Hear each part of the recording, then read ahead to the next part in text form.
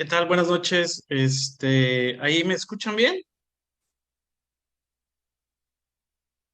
Ok, gracias. Gracias por la presentación.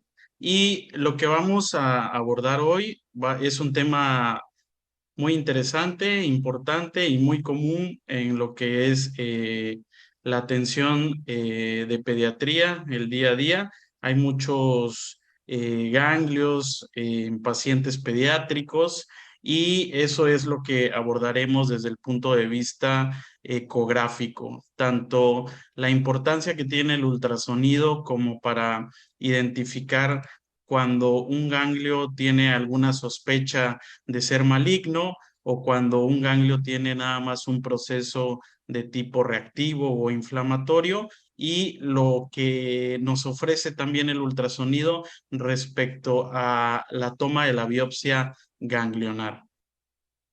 Ok, y vamos a empezar.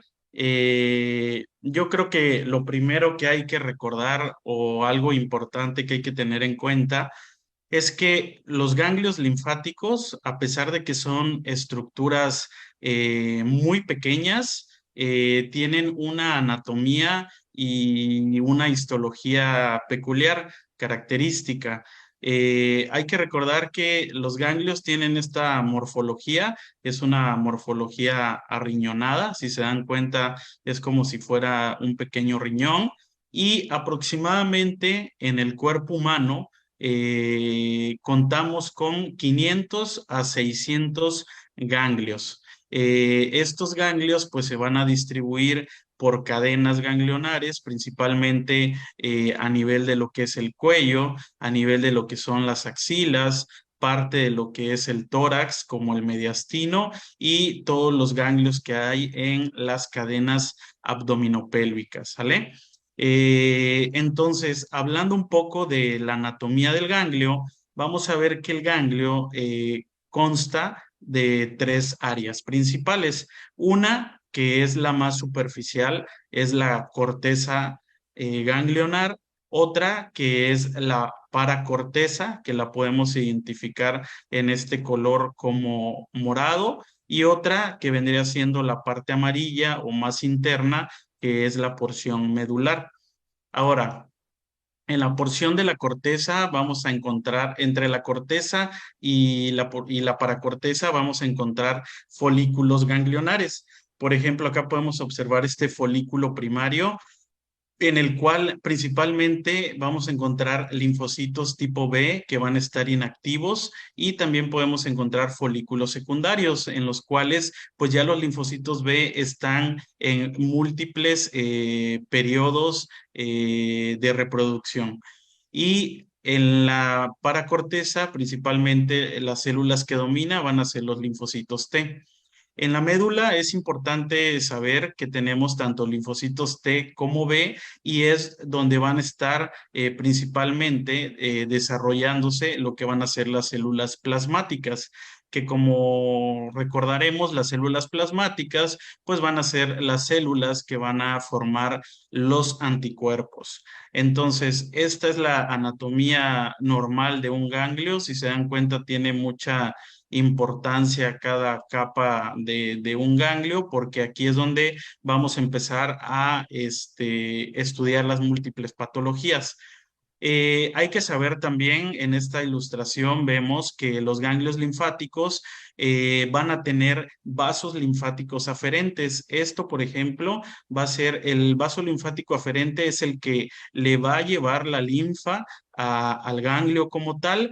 Adentro del ganglio van a haber múltiples senos linfáticos o sinusoides linfáticos, que lógico de la porción más externa van a ser los corticales o subcorticales, de ahí tenemos los senos trabeculares y de ahí tenemos los senos medulares. Y así es como por este tipo de circulación linfática pueden ingresar antígenos, algunos, bueno, virus, bacterias, alguna célula tumoral y así es como se lleva a cabo la respuesta inmunológica, dependiendo del antígeno que entre al ganglio, es lo que va a desencadenar.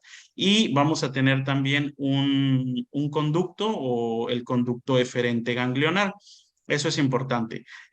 También todos los ganglios van a tener una porción iliar o una porción central, que como en la mayoría de los órganos, ya sabemos que a nivel del ilio, pues lo que entra va a ser una arteriola, una vénula y bueno, en este caso sale lo que sería el conducto eferente ganglionar.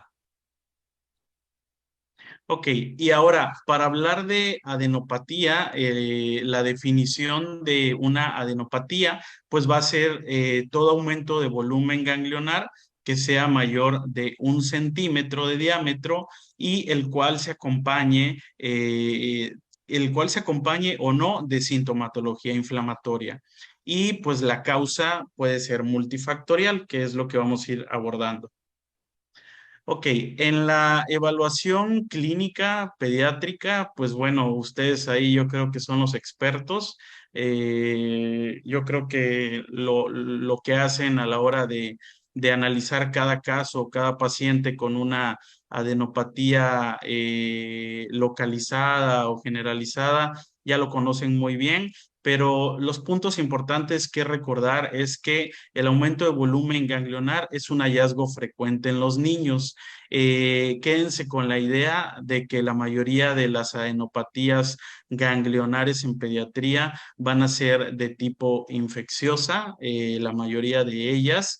Y bueno, hay que recordar también que en un bajo porcentaje también se pueden relacionar con algún tipo de enfermedad maligna. Por eso es necesario que el pediatra, que es el que tiene el contacto con los niños, pues realice una adecuada valoración y individualice cada caso dependiendo sus características. Entonces nos refiere que la anamnesis es muy importante, hay que interrogar o indagar principalmente en la edad que tenga el paciente, la ubicación del ganglio. ¿Por qué? Porque recuerden que los ganglios pues van a ser estructuras que van a drenar la linfa de regiones ya preestablecidas.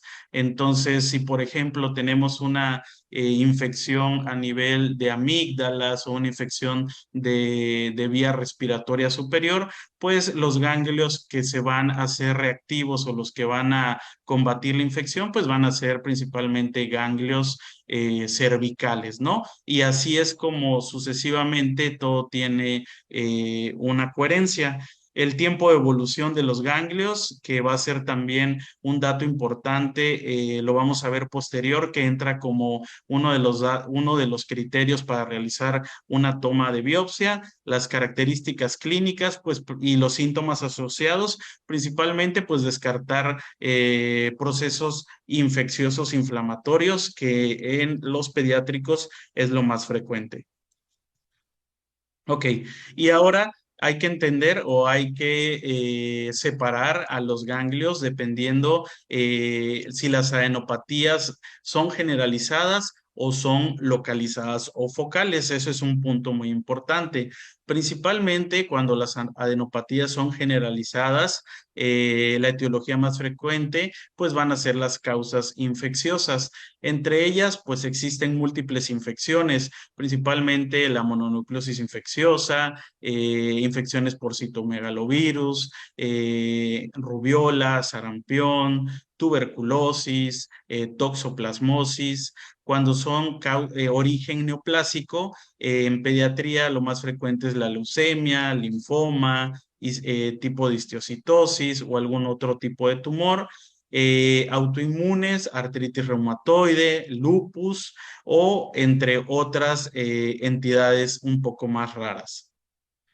Y cuando estamos a nivel de una adenopatía localizada, como les comenté, dependiendo el sitio en el que se localice la adenopatía, es el sitio con la probable causa. Por ejemplo, en pediátricos a nivel cervical, cuando tenemos una adenopatía aislada o localizada a nivel cervical, pues lo primero que hay que hacer es descartar infecciones a nivel de cabeza y cuello, también lo que sería la mononucleosis infecciosa con el virus de Epstein-Barr, virus como citomegalovirus, toxoplasma, algún tipo de adenitis bacteriana. Cuando las adenopatías son a nivel occipital, pues se puede relacionar con rubiola, dermatitis atópica, algún tipo de tiña o leucemias. Y cuando las adenopatías son preauriculares, se puede relacionar con enfermedad por arañazo de gato, rubiola, etcétera. Cuando tenemos adenopatías axilares, pues ya sabemos que las axilas son el sitio, los ganglios en la axila son los sitios de drenaje de lo que serían los miembros superiores. Entonces, pues hay que enfocar la anamnesis hacia algún tipo de infección a nivel de los miembros superiores. Lógico, se puede relacionar con enfermedad por arañazo de gato, brucelosis, algún tipo de tumor. Y se dice, o algo importante que también nos menciona la literatura pediátrica, es que cuando existe una adenopatía a nivel supraclavicular, en un 75% de los casos se puede relacionar con actividad tumoral, ¿no? Y a diferencia de las axilares, pues las adenopatías inguinales van en relación a infecciones de los miembros inferiores, alguna infección de tipo genital o intraabdominal. Ok, algo más también que hay que recordar de los pediátricos es el grupo etario. Cuando los procesos infecciosos son en niños menores de 1 año, los microorganismos más frecuentes causantes es Staphylococcus aureus, Streptococcus del grupo B, y en el grupo etario de 1 a 5 años, Staphylococcus aureus, Streptococcus del grupo A y micobacterias atípicas. Y en el grupo etario de 5 a 15 años, las bacterias anaerobias son las causas más frecuentes, también algún tipo de toxoplasma, enfermedad por arañazo del gato y la tuberculosis. Ok, eso es como algo o lo más general que hay que recordar respecto a los pacientes pediátricos. Ahora, vamos a abordar la evaluación ecográfica.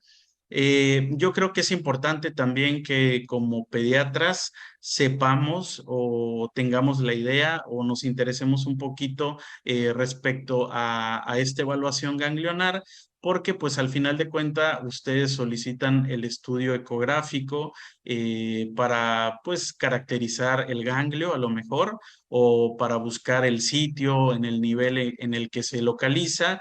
Y es importante saber cuáles van a ser las características de sospecha de un ganglio patológico para posterior pues poder abordar de manera invasiva ese ganglio, ¿no? Entonces, hay que recordar que los ganglios cuando son superficiales, estamos hablando como superficiales los que se encuentran en las cadenas ganglionares cervicales, en las regiones axilares, en las regiones inguinales, pues los abordamos con ultrasonido de tipo lineal, que son transductores de alta frecuencia, y cuando son ganglios más profundos o abdominales o pélvicos, normalmente el abordaje tiene que ser con transductores convexos. Lógico, en el contexto de que sea valorable lo profundo, si no, pues ya sabemos que hay que solicitar estudios posteriores como a una tomografía computarizada para identificar muy bien todas las cadenas ganglionares. ¿Cuál sería la ventaja del ultrasonido en la valoración o en la evaluación de los ganglios linfáticos? Primero, y la más importante y una que cuidan, yo creo, mucho los pediatras, es la radiación. Como ya sabemos, el ultrasonido, su manera de generar la imagen no es una radiación ionizante, a diferencia de los rayos X y la tomografía. Este principalmente basa su física en lo que sería el sonido, ¿no? entonces no emite radiación ionizante. La exploración ecográfica pues es una exploración inocua, en tiempo real, es dinámica, es rápida y pues relativamente un poco económica. Lógico, todo esto pues depende o algo que se menciona mucho es que el ultrasonido, al final de cuentas, es una buena herramienta, pero es operador dependiente, ¿no? Si no se conocen los hallazgos que se tienen que buscar, si no hay una buena experiencia, pues el rendimiento o la sensibilidad del estudio pues decae mucho. Otra ventaja que tiene el ultrasonido es que con el ultrasonido nosotros podemos identificar el componente de un ganglio. A veces por tomografía nos puede pasar que el ganglio se ve hipodenso, pero cuando tú revisas muy bien con el transductor, tú puedes ver si el ganglio tiene algún componente quístico, que si lo tuviera a lo mejor estamos pensando en que está necrosado, en que tiene una degeneración de tipo quística o que se abscedó, y el ultrasonido es una buena herramienta para identificar el componente o la ecogenicidad que nosotros le llamamos cuando valoramos un ganglio linfático, y aparte de que es el método con el cual vamos a hacer la guía para la toma de las biopsias ganglionares. En este caso, BAF, que es la biopsia por aspiración de aguja fina, y la biopsia por aspiración de aguja gruesa, que más adelante vamos a repasar. Entonces es importante que sepamos que los ganglios pueden ser típicos y atípicos. Los podemos dividir en estos dos grandes grupos o dos grandes categorías. Lógico, típico, pues va en relación a benignidad, y atípico va en relación a que hay algo sospechoso, ¿no?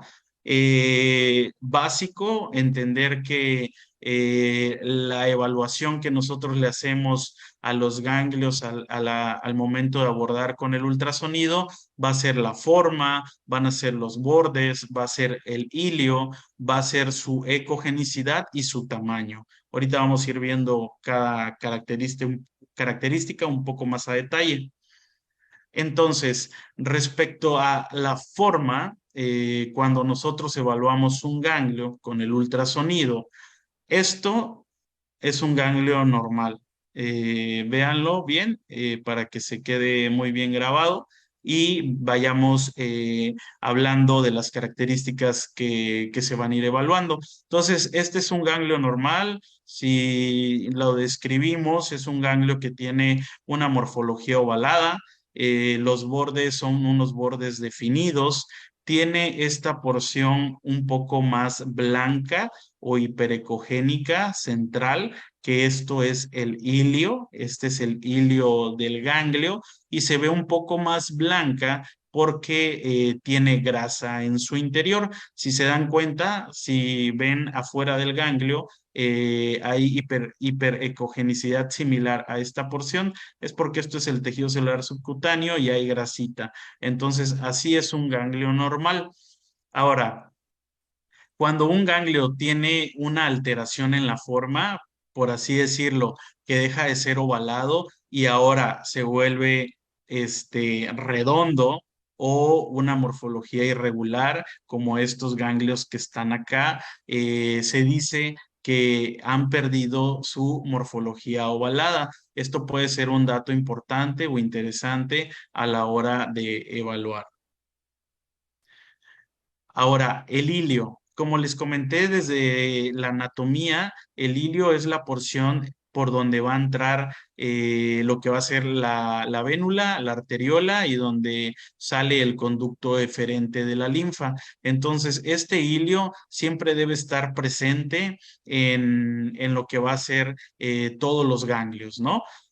Cuando hay una ausencia o cuando el hilio desaparece, es porque existe algún problema patológico que está condicionando un aumento del grosor de la cortical, y o lo desplaza o lo puede ocultar. ¿Sale? Por ejemplo, hay que tener en cuenta también que esta porción un poco más oscura del ganglio nosotros le llamamos cortical, y normalmente pues la cortical debe de ser una cortical así como parejita, ¿no? Tener un mismo grosor en toda su extensión. Si somos estrictos, aquí podemos ver esta porción que es un poco más delgada, aquí se hace un poco más gruesa y bueno, ya esto es un engrosamiento cortical y le tendríamos que dar el nombre de asimétrico, ¿no? O focal, porque solo está hacia esta porción. El resto se mantiene normal. Ahorita vamos a ver que estas zonas de engrosamiento cortical asimétricas son datos importantes también que hay que tener en cuenta. Y bueno, acá hay otro ejemplo. Este es un ganglio que si se dan cuenta, pues tiene como una forma ovalada. ¿Qué pasa con él? Pues el hilio, si se dan cuenta, no está, no se ve. En su mayoría es pura cortical engrosada. Eh, Aquí, por ejemplo, si nosotros midiéramos en diámetro anteroposterior la cortical, pues tendríamos más o menos una cortical de unos 6, 7 milímetros aproximadamente. Entonces, el hilio es un dato importante a la hora de la valoración. Ok, ahora el tamaño. Bueno, este es un ejemplo nada más de un ganglio. Si se dan cuenta, es un ganglio ovalado, el cual no se observa el hilio central graso hiperecogénico. Tiene una ecogenicidad homogénea, es hipodenso. Sus bordes son bien definidos, pero estamos viendo que no hay un hilio central. El tamaño es importante. Respecto a los ganglios que van a ser de tipo metastásicos o de tipo tumorales, nosotros, bueno, traspolando también las características de un ganglio en un pediátrico y en un adulto, es muy importante el tamaño. Y cuando hablamos de ganglios de tipo metastásicos, a nosotros como radiólogos lo que más nos interesa va a ser el eje corto del ganglio. Ahora, ¿por qué el eje corto? Porque el eje corto va a ser el mayor indicador de que existe actividad tumoral en el ganglio. Entonces, podemos hacer una medida a la hora de la evaluación, es medir de acá a acá, ese sería su eje longitudinal, y si trazamos una línea perpendicular al eje longitudinal, como en este caso, este sería el eje corto. Entonces, dependiendo de la morfología que tenga el ganglio, por ejemplo, este es un ganglio ovalado, este a lo mejor tiene una cara como de un disco, este a lo mejor como un moño. Lo primero que hay que hacer es identificar bien el eje longitudinal. Aquí está el eje longitudinal, aquí está el eje longitudinal y el eje corto perpendicular mayor, ese va a ser nuestro eje importante que hay que medir, ¿sale? Y cuando existe algún tipo de actividad tumoral, ya hablando de algo más maligno, este eje corto es el que nos interesa a la hora también de evaluar los tipos de respuesta a tratamiento. Nada más para que tengan una idea, lo que hacemos igual en los adultos, cuando estadificamos algún tipo de cáncer, cuando existe una adenopatía, para que un ganglio nosotros lo podamos integrar como una lesión a la cual se va a evaluar una respuesta, el eje corto es el único que nos interesa, ¿no? Y sobre ese corto es el que se hacen las mediciones posteriores para ver si tuvo respuesta o no, que la respuesta sería la disminución propia del eje corto. La ecogenicidad es muy importante. ¿Por qué? Porque un ganglio, como ya les había mencionado, tiene su porción central que es blanca, hiperecogénica, y la porción más periférica, que es la cortical y que es hipoecoica o oscurita, eso es un ganglio normal. Ahora, cuando un ganglio es heterogéneo, eso quiere dar a entender que ya no tiene la ecogenicidad normal, pues se puede relacionar con ciertas patologías. En esta imagen que vemos del lado izquierdo, vemos un ganglio el cual perdió la forma, ya no estaba ovalado, tiene una morfología redondeada. y es heterogéneo. Si se dan cuenta, hay imágenes puntiformes acá, blanquitas, hiperecogénicas, que esto va en relación a calcificaciones que tiene en su, en su interior. Y bueno, ya en el contexto de adenopatías calcificadas, pues hay que descartar principalmente que no sea de un tipo granulomatoso, como lo más frecuente, la tuberculosis, o también pueden existir calcificaciones en ganglios en relación a metástasis que causen calcificaciones como tal, como los cánceres de tiroides pueden dar ganglios con calcificaciones intranodulares. Y este es otro ejemplo, si se dan cuenta, el ganglio ya perdió todavía más la forma, está ovalado, los bordes ya no están bien definidos, si se dan cuenta, la cápsula o la periferia está engrosada, tiene vascularidad periférica con el Doppler color y su interior pues es hipoecoico. Normalmente, si se dan cuenta, esta característica es de un ganglio que se abscedó, es un ganglio abscedado y bueno, hay infecciones bacterianas que pueden causar este tipo de adenopatías o también estas adenopatías se pueden relacionar con algún tipo de metástasis ganglionar. Otro ejemplo de la ecogenicidad, este es un paciente, el cual tenemos estos ejemplos, una imagen de radiografía de cuello en anteroposterior, una imagen axial de tomografía a nivel del cuello en ventana de partes blandas y una imagen de un ultrasonido que si se dan cuenta, la característica pues más importante es que existen adenopatías cervicales y también centrales aquí a nivel de mediastino superior.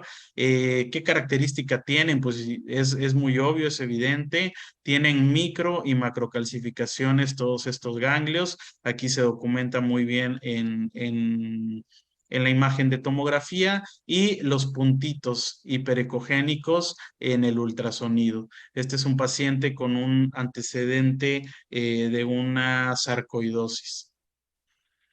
Ok, otro punto importante va a ser el Doppler. El Doppler, pues, nos sirve mucho para valorar la vascularidad.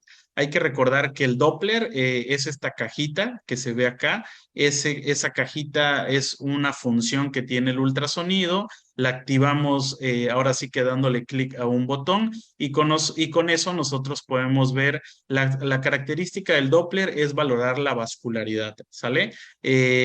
Lógico, lo que se acerca al corazón van a ser, en este caso, lo que se aleja del corazón van a ser las arterias que se ven en rojo y lo que se acerca van a ser las venas que se ve en color azul. Entonces, ¿cómo debe ser la vascularidad del hilio normal? El ganglio, como les mencioné, tiene esta porción blanca que es el hilio. Entonces, si se dan cuenta, lo que se está codificando es la vénula y la arteriola normal en esta vascularidad, ¿sale? ¿Qué pasa entonces cuando un ganglio tiene una vascularidad afectada? Pues si se dan cuenta, este ganglio tiene su hilio central, tiene un engrosamiento importante de la cortical, a lo mejor es un engrosamiento simétrico, esta porción no debería codificar. Entonces, si se dan cuenta en el Doppler color, cómo hay vascularidad de tipo cortical. Y esto pues te habla de que el ganglio tiene un proceso a este nivel de la cortical y que también se puede volver sospechoso en algún punto. Ok, ¿cuándo realizar una biopsia? Esto lo tomé de unos artículos de pediatría porque pues sí hay una diferencia importante en los niños a diferencia de los adultos, más que nada como ya habíamos hablado, porque pues los niños, la mayoría de las adenopatías van a ser de tipo infecciosa, pero bueno, ¿cuáles serían las indicaciones? Principalmente pues cuando tenemos crecimientos ganglionares después de 3 semanas de estudio sin un diagnóstico etiológico, ese es un punto importante. Que no exista una falta que no disminuya después de un seguimiento o de haberle dado algún tipo de tratamiento, o si se relacionó, por ejemplo, con alguna infección de tipo de vías respiratorias superiores y se le dio antibiótico, antiinflamatorios y el tamaño no disminuye después de 4 a 6 semanas, se puede, lógico, entra dentro de la semiología, hacerle un ultrasonido y si las características del ganglio pues tiene algún dato de sospecha, pues hay que hacer algo secundario, ¿no? Hay que realizar algún tipo de biopsia. También si se relaciona con pérdida de peso mayor del 10%, ya sabemos que los ganglios cuando son fijos, que no se mueven a la palpación y que no duelen, sospechamos en que son ganglios sospechosos. También cuando existe algún tipo de radiografía de teletórax y se puede observar un ensanchamiento del mediastino, pues también hay que someterlo a una biopsia. Principalmente, pues ya sabemos que a nivel del mediastino hay cadenas ganglionares y que se puede relacionar con algún tipo de adenopatías generalizadas, ¿no? Y bueno, lo que les comenté, cuando existe una localización supraclavicular o cervical baja, también es un dato de sospecha. Ok, y los tipos de biopsias. Existen múltiples tipos de biopsias ganglionares, dependiendo la aguja. Por ejemplo, nosotros podemos realizar con agujas la BAF, que es la aspiración con aguja fina. Podemos realizar la BAG, que es la biopsia con aguja gruesa. Y pues abiertas va en relación a la incisional o la escisional. Incisional, pues es si solo se retira una porción y escisión, pues es cuando se remueve o se quita por completo un ganglio. Aquí caemos en una controversia importante que vamos a tocar más adelante. Solo hay que tener en cuenta que la BAF, lo único que podemos o en lo que nos aporta es el análisis de patología, lo único que nos va a aportar es muestra para hacer un tipo de análisis citológico, o sea, células, y el resto o los otros tres, con esto sí vamos a tener un análisis histológico, porque al final de cuentas, pues tenemos un pedazo del ganglio, ¿no? Ok, por ejemplo, la BAF, que es la biopsia por aspiración de aguja fina, la realizamos esa, lo ideal es realizarla con ultrasonido. Si a veces se hacen biopsias, a veces los clínicos hacen biopsias no guiadas con métodos de imagen, no digo que esté mal, pero hay que recordar que si existe una simetría focal, justo ahí es donde debes de dirigir la BAF o la biopsia con aguja de corte. Si no te guías con un método de imagen y a lo mejor haces la biopsia, pero tu aguja se queda en la zona de necrosis, pues tu muestra va a salir insuficiente o te va a arrojar necrosis nada más. Y bueno, fue una muestra o una biopsia que no sirvió de mucho porque no se dirigió con un método de imagen. Esto lo hacemos con ultrasonido, utilizamos agujas de pequeño calibre, normalmente con un calibre o un grosor de 20 a 25 gauss. Y lo que nos arroja una BAF en su mayoría va a ser la citología. Para entender qué citología o la aportación que va a tener una BAF a la hora de realizarla respecto a un ganglio, es que nosotros podemos descartar si un ganglio es benigno o maligno. Esa sería su utilidad, por así decirlo. Si es maligno, a lo mejor no tiene la capacidad para decirte el tipo de tumor que sea o características un poco más complejas porque no tenemos un corte del ganglio. Simplemente al valorar el patólogo los núcleos que se encuentran en la lesión, puede decir si es benigno o maligno. Bueno, cuando se toma una biopsia por aspiración, pues el material a analizar se va a improntar en laminillas las cuales pues se van a fijar en un medio que sería alcohol absoluto y ya posterior los patólogos pues hacen tinciones especiales como las de hematoxilina iosina o papanicolau. Ok, acá tenemos un ejemplo. Este es un ganglio, bueno, esta es una biopsia que hicimos nosotros. Este es un ganglio, el cual se localizaba en el nivel 5A izquierdo. Y si se dan cuenta, está ovalado. Aquí está el hilio, pero más sin embargo, esta porción oscurita, que es la cortical, está engrosada. Entonces, su médico solicitó una biopsia por aspiración de aguja fina y bueno, como les comenté, justo a la porción cortical engrosada es a donde se tiene que dirigir la biopsia por aspiración, pues para tratar de obtener celularidad.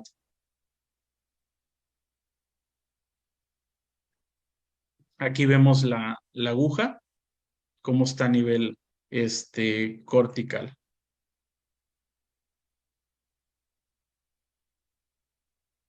Aquí vemos cómo se hace estos movimientos de entrada y salida que son importantes para hacer la aspiración con esta aguja fina.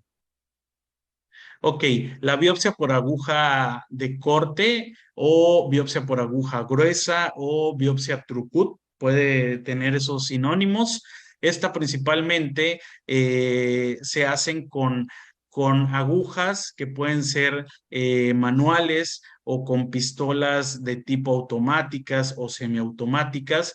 Si a lo mejor ubican esta pistola verde y esta aguja, pues con este es que se hace una biopsia de tipo Trucut.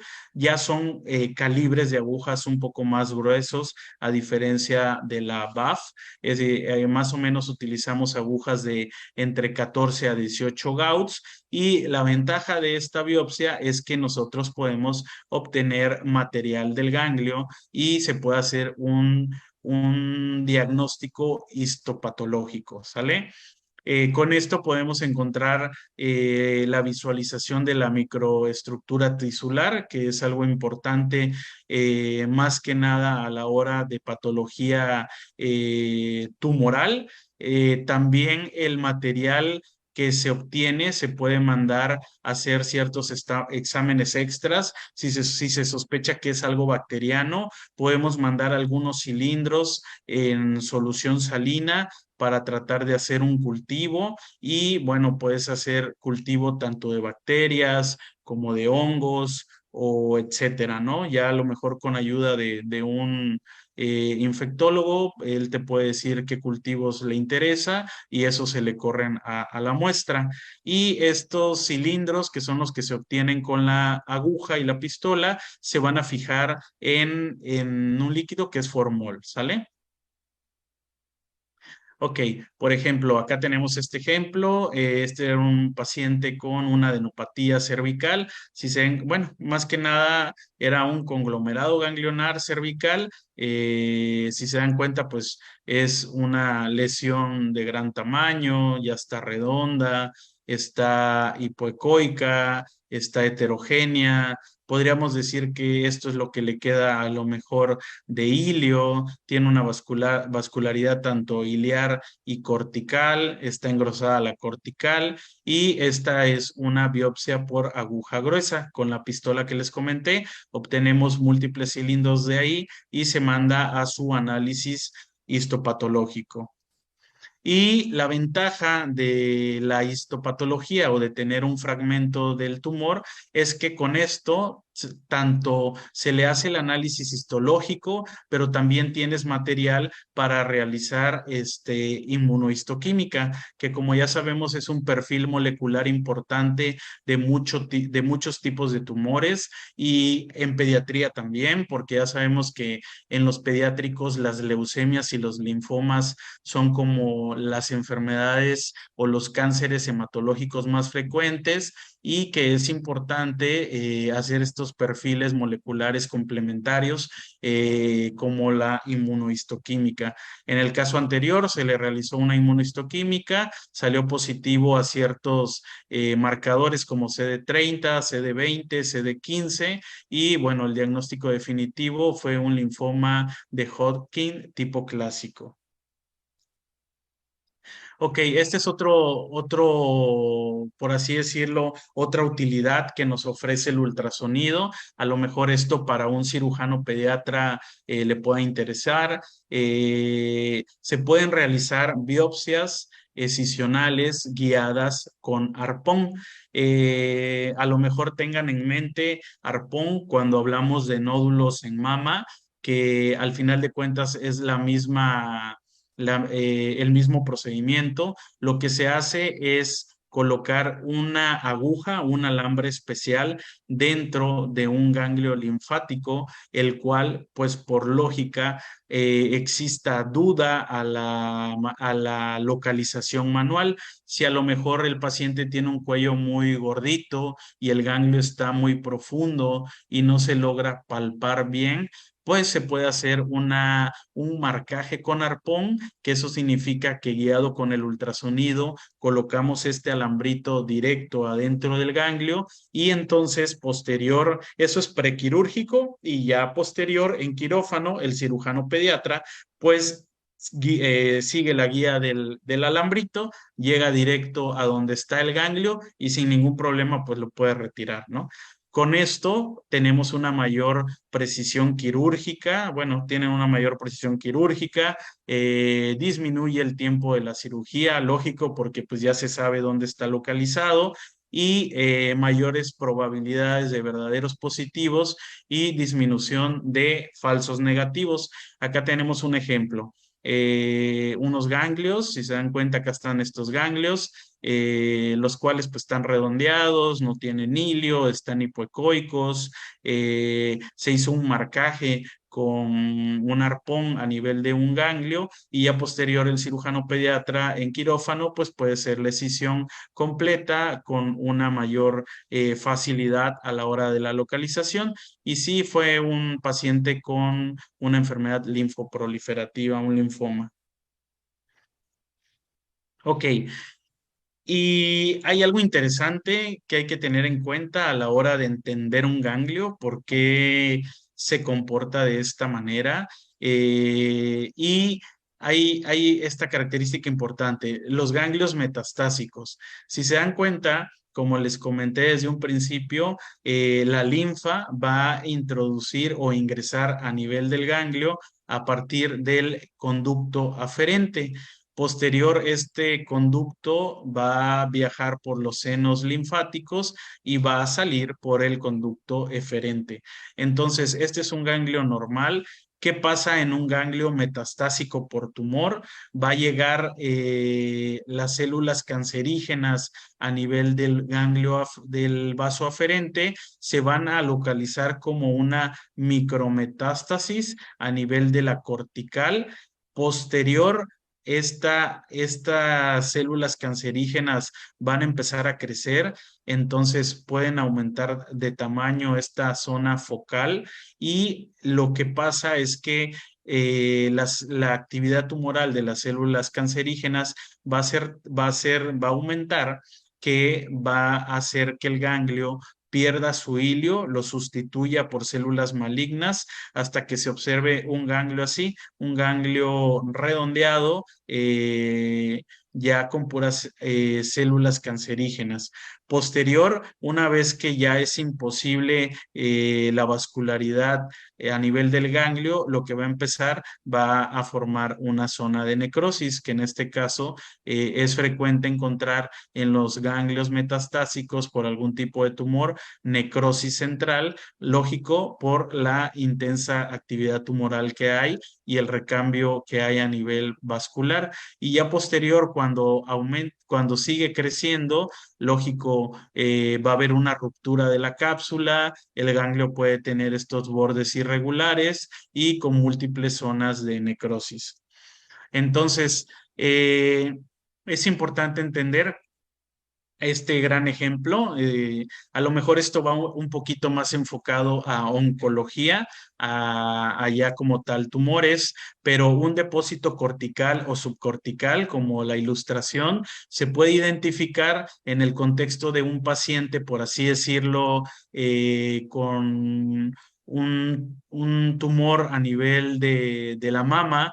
Si tenemos un ganglio el cual tiene un engrosamiento cortical asimétrico, se puede relacionar con que en esta porción de la corteza está viendo un depósito subcortical y por eso es indispensable hacer una buena valoración ecográfica porque justo en esta porción probablemente haya células malignas y aquí es donde hay que dirigir la biopsia, la BAF, la BAF nos aportaría si en esta porción hay células malignas o no, o si ya es un poco más grande el ganglio o se le puede tomar una biopsia de corte, pues puedes obtener material justo de esta porción, que es el sitio en donde está habiendo un crecimiento tumoral. ¿Sale? Y bueno, acá hay otros ejemplos, acá podemos identificar otros ganglios que presentan engrosamientos corticales asimétricos o focales. Entonces, todos estos datos a la hora de evaluarlo por ultrasonido, pues tienen que ser muy importantes. Ok, ¿qué pasa con los ganglios metastásicos? Si se dan cuenta, como ya hemos hablado, pierden su morfología, se vuelven hipoecoicos y también pues tienen una representación tomográfica. Nosotros cuando evaluamos las tomografías oncológicas, también podemos ver, este es un ejemplo de un ganglio en el nivel 4 del lado izquierdo cervical. Si se dan cuenta, es muy similar a la imagen de tomografía, ganglio redondeado, el cual realza con el medio de contraste y también podemos diferenciar los ganglios benignos. Esta es una imagen de tomografía en un corte axial a nivel del mediastino. Si se dan cuenta, aquí hay un ganglio y este es otro ganglio a nivel de la región axilar del lado izquierdo. Como les comenté, los ganglios tienen una porción central que se llama ilio y en su mayoría, aparte de la vascularidad que entra, presentan grasa. Entonces, vean este ejemplo, vean esta grasa que es oscura, que es hipodensa y como en su porción central tiene grasita, ¿sale? Esto es un ganglio normal, esto es un ganglio normal y bueno, este ya es un ganglio patológico, ya es redondo y no tiene esa porción central grasa. Ok, respecto a los ganglios metastásicos, también es importante recordar que los bordes es algo muy importante. Esto a lo mejor le interesa más a un cirujano pediatra. ¿Por qué? Porque en el contexto de un ganglio metastásico, cuando un ganglio tiene bordes irregulares, como en la ilustración, si se dan cuenta, tiene los bordes irregulares, tiene zonas de necrosis. Esto se habla o se puede pensar que probablemente ya tiene ruptura de su cápsula. Y cuando un ganglio presenta ruptura de su cápsula, significa que puede infiltrar estructuras adyacentes y esto se llama por patología una invasión extracapsular.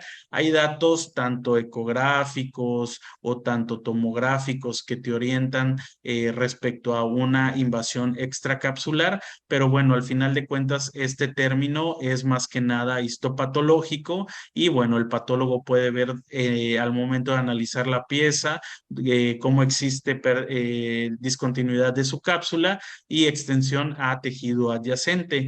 Es un factor de mal pronóstico en cualquier tipo de cáncer.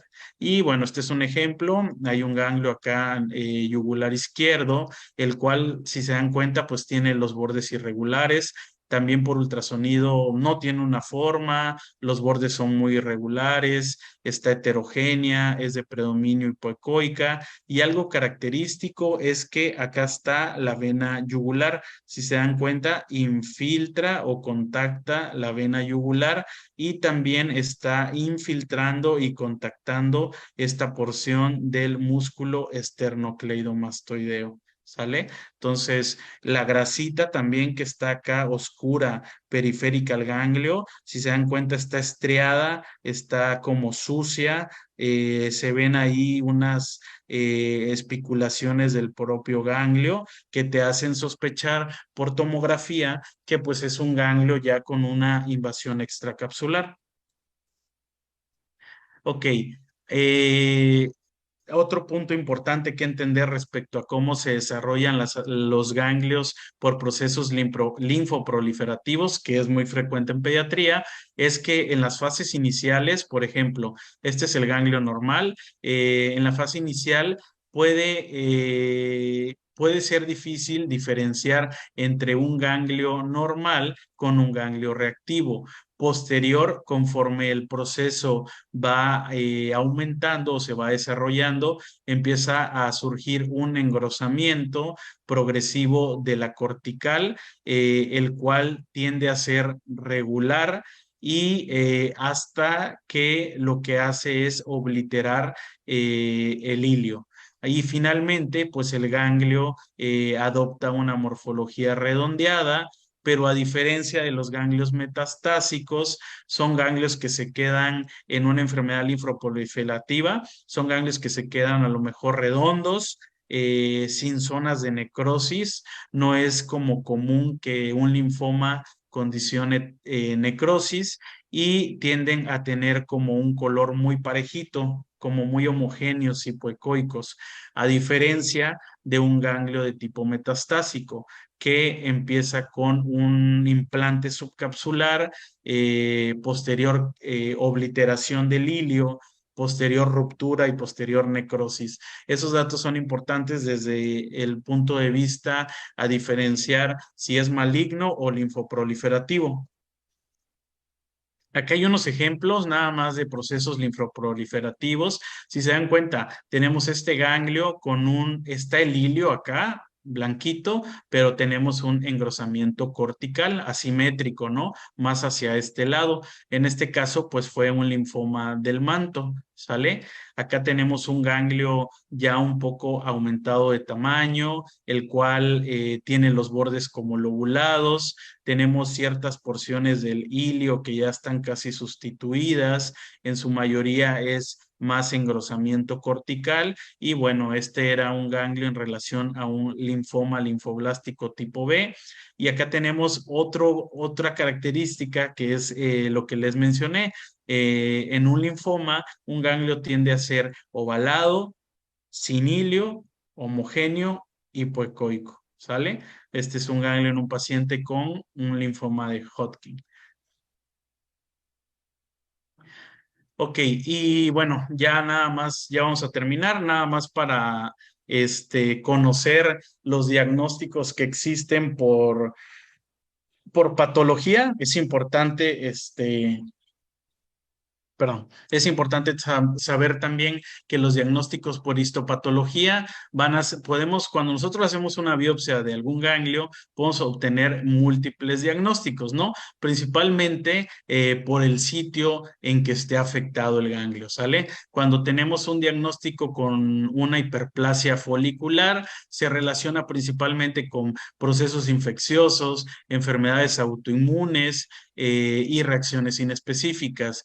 Cuando el diagnóstico es una hiperplasia paracortical, se puede relacionar con infecciones virales, enfermedades de la piel, reacciones por medicamentos y reacciones inespecíficas. Cuando hay el diagnóstico de una hiperplasia sinusal, pueden ser o relacionarse con lesiones benignas y malignas de las extremidades. Cuando el diagnóstico es una inflamación granulomatosa, ya sabemos que el ganglio es uno de los sitios en donde se combate todas estas inflamaciones granulomatosas. Principalmente hay que sospechar de tuberculosis o sarcoidosis. Linfadenitis aguda se relaciona con infecciones bacterianas. La neoplasia, pues eso va en relación a la célula que haya llegado del cáncer a implantarse en el ganglio y bueno, depende del área de origen, ¿no? Si es cáncer, el que sea, ¿no? Cuando es un diagnóstico de centros germinales de los folículos secundarios, se puede relacionar con linfoma folicular, linfoma de Burkitt, linfoma de células B grandes o linfoma de Hodgkin. Y cuando el diagnóstico es una zona marginal de los folículos secundarios o ahí es donde se encuentra la afectación, se relaciona más que nada con linfomas de tipo B grandes, linfomas linfocíticos de células pequeñas y leucemia linfocítica crónica. Y bueno, también cuando están afectadas las células B del manto, principalmente el diagnóstico es mieloma múltiple. Cuando están afectadas las células T de la zona paracortical, se relaciona con linfomas de células T periféricas. Y las metástasis tumorales, pues esto va en relación al sitio de implantación, que puede ser en los senos subcapsulares, senos corticales o medulares.